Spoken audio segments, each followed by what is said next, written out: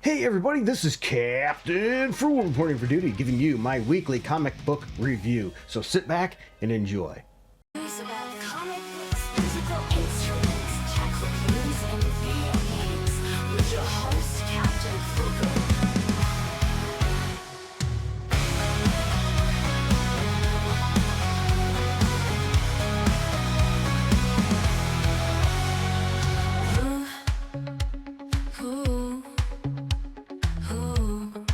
Welcome back, comic book fans, and welcome back to the channel. Every week, a flood of comics hits the shelves, and it can be tough to decide what to pick up. But don't worry, that's what I'm here for. We're about to dive in to this week's releases to crown one book the comic of the week. Will it be an epic superhero showdown, a mind-bending indie darling, or maybe a hilarious new series that everyone has been talking about?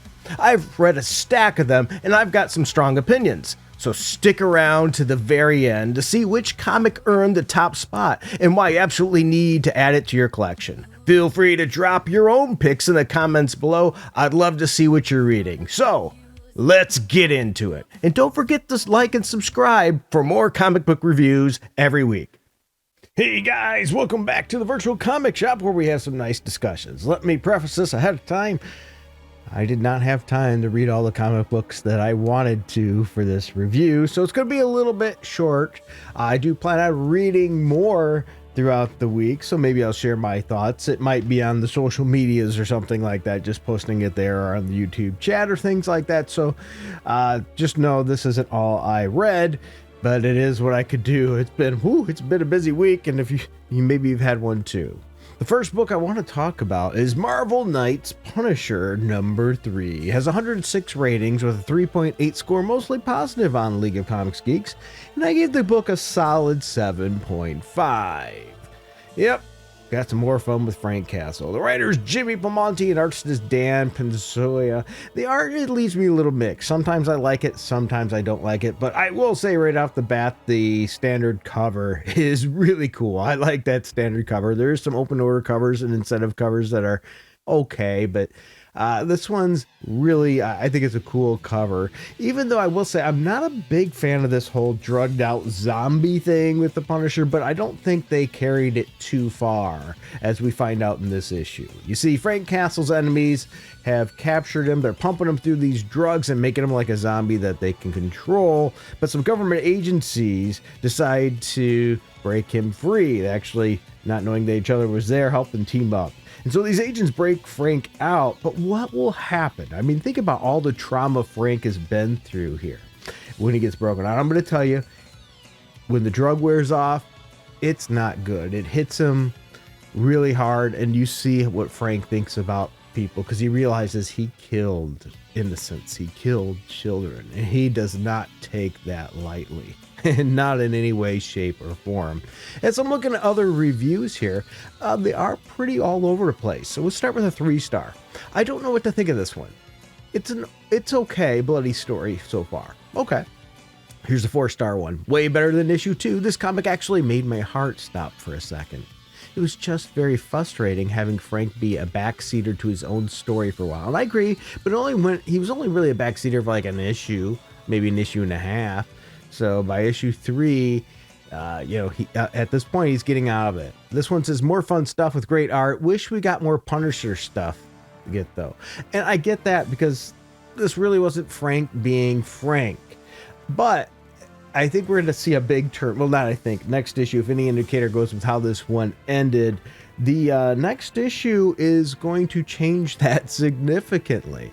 I'd really like to know, if you're reading this Marvel Knights Punisher, what do you currently think of it? Is it something that you really like, or do you think it should jump to more Frank and not Frank Zombie? The next issue I want to talk about is the New Avengers, not the Avengers, the New Avengers number 7, with 148 ratings, 3.5 score on League of Comics Geeks, and I gave the book a strong 7.6. Writer is Sam Humphries, artist is Tom Lima. Not Tom. Lima. So if you like stories with this weird cast, you're going to get it. You're going to get the Black Widow, Iron Apex, this Luke Charles, Submariner, Winter Soldier, Wolverine, sort of. Not Wolverine, it's Laura Kinney. Because, they had to for a while make every superhero that's a male into a female variant. We have Carnage, Clea Strange. I find Clea is probably the standout in this one when you get her thoughts and how she thinks of things. I like that. Standard covers, okay. There's some other covers that are okay. Nothing here really jumps out. Not at me anyway. Anyway, this issue, as the rest of the team takes on the Guru, Strange, and Twisted doubles of Medusa and Captain Britain, Bucky starts to fear that the New Avengers have their own clone problem. Yeah, because remember from the previous issue, he realizes, hey, the Black Widow here is probably a clone, and so he's looking into that. Meanwhile, one member of the Killuminati meets his maker and finds out the truth behind their creation. Yeah. And it's pretty interesting. So we get some more insights on the clones, the Killuminati. There's decent art in this issue. Bucky also asks Laura Kinney, the not Wolverine, to keep an eye on the Black Widow. And who is the Shadow Boss? Well, the Killuminati, seems to know who, but they don't let us know who that is. So this is an interesting issue because both sides actually have trust issues.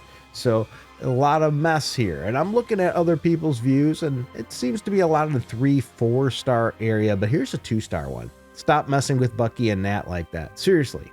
And Jesus' terrible character writing continues with the cringe-worthy Killuminati stuff. Yeah, there is some cringe dialogue here.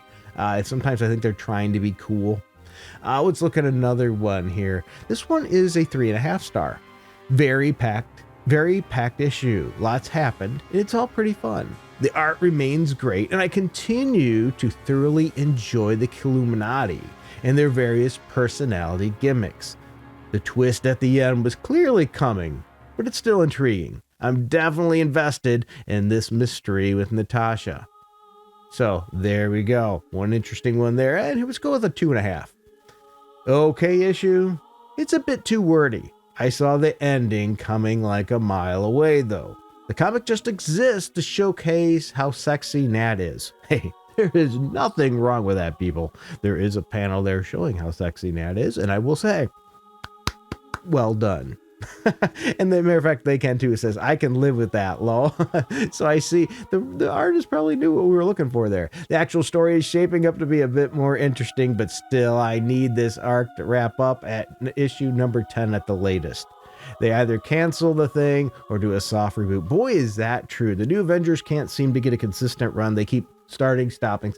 Make this a consistent book, maybe with a slightly slow revolving cast. I was really liking it and thought it was going to be good when we're going to get more U.S. Agent. I thought that was an interesting team up, and that just fizzled out quick. I think that's one of the problems with this is, if you're getting into this, it's probably going to end by issue 10. It's going to wrap up, and will we get another one? It makes it hard to follow, and it makes it hard to want to care about these characters. Let's look at a 3-star. It's a solid improvement from last issue, even though the ending couldn't be more obvious. The action stayed solid the whole time. Then, it's a fun juxtaposition at the end with the missions. The conversation between Bro Stark and Luke just doesn't work for me, though. And I agree there. That conversation was pretty cringe. And I think that's what other people were mentioning cringe too. Calling each other bro and stuff just didn't work out well. So overall, it's a bit of a mixed bag in this one. Are you reading this series? If you are, I would really like to know, what are your thoughts on this? Do you think that the series concept has staying power? I do, if they would actually do it right, but this is Marvel, and so far they haven't. So, sad to say. Let's talk about a series that's running a lot longer, not getting canceled every 10 issues. And that's G.I. Joe, A Real American Hero, issue 323. It only had 29 ratings, but it has a 4.1 very positive score, and I gave the book a solid 7.6. To be fair, I get it if you dropped off a G.I. Joe maybe, back at issue 200 and something or whatever. It got pretty repetitive with mind control this, mind control that. But I'm telling you right now, G.I. Joe is fun. G.I. Joe, all the versions of it. The Real American Hero is good because we got Cobra Commanders fighting against Deathstroke. We got the Dreadnoks in it, and they're not really sided up with anybody either, maybe going to fend for themselves. And then there's G.I. Joe and even more. So there's all these factions, and it's just good. It's been interesting. So I think if you're not reading it, you probably should check it out. So Larry Hama, the writer, is doing a good job with this series, bringing some new life into it. And the penciler, Paul Pelletier, did a great job. This cover, I thought, was a very good cover. The standard one's got Cobra Commander standing in front, rallying his troops, if you will. Really cool, but I will say there's some also good retailer exclusives with Scarlet as well. But I think this cover did a really good job. So you see, Cobra is down and out. Well, not out. They're down. They've been beaten up a lot, but they still have a lot of information and a lot of hidden things under their sleeves. So this is going to be interesting. So the question is, can Cobra Commander reunite all these people? He's like, hey, you're the loyal ones. You've been here for a long time. We're going to need you and your expertise. And he rattles off a line that's just hilarious. Because you know G.I. Joe, anybody who knows G.I. Joe knows that knowing is half the battle. Well, what Cobra Commander reveals is there's a lot of things Destro doesn't know and his adversaries don't know. And he says, not knowing loses half the battle.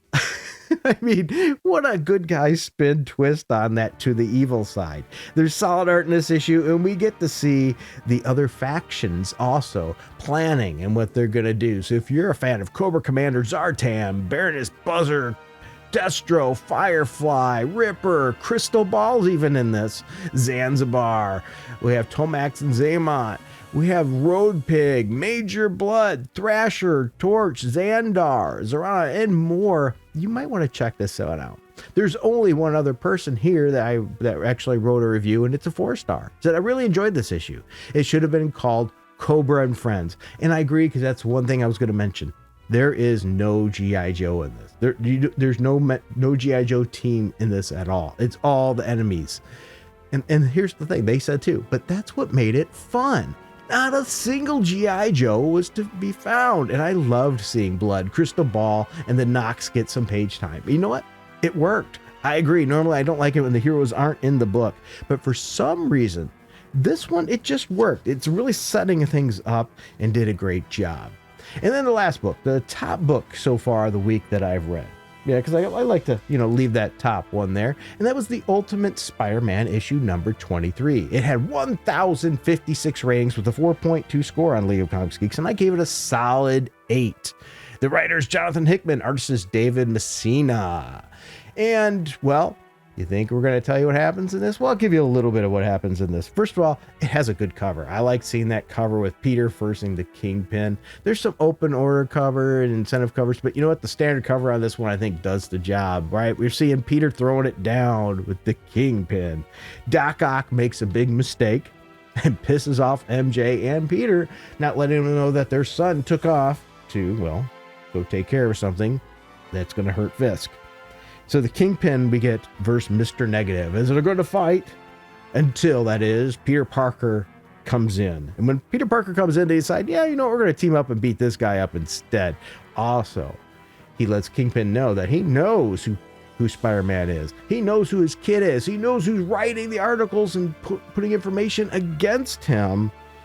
And clearly you can tell in this issue, as the stakes rise, that we are in the third act. The end is near. It's a solid issue, but if you haven't been reading the series, you probably shouldn't bother at this point. You can tell it's coming to an end. And here's my one real sad thing. We have a crappy Amazing Spider-Man right now. I haven't read this week's issue of that yet. Absolutely not a very good series. My opinion is the best issues right now in the Amazing Spider-Man are the ones without Peter in it, which is pathetic. Right now, Spider-Man in space just doesn't do it for me. But when I read this, you get Peter, you get MJ, the family atmosphere, all the things that were taken away from us many years ago in Amazing Spider-Man and never given back because Marvel's a dysfunctional group. It seems like all these writers in Marvel have no clue what a functional relationship is and how to run one. Maybe that's why they can never write Peter that way. They have to write him as a perpetual screw-up because that's what they are.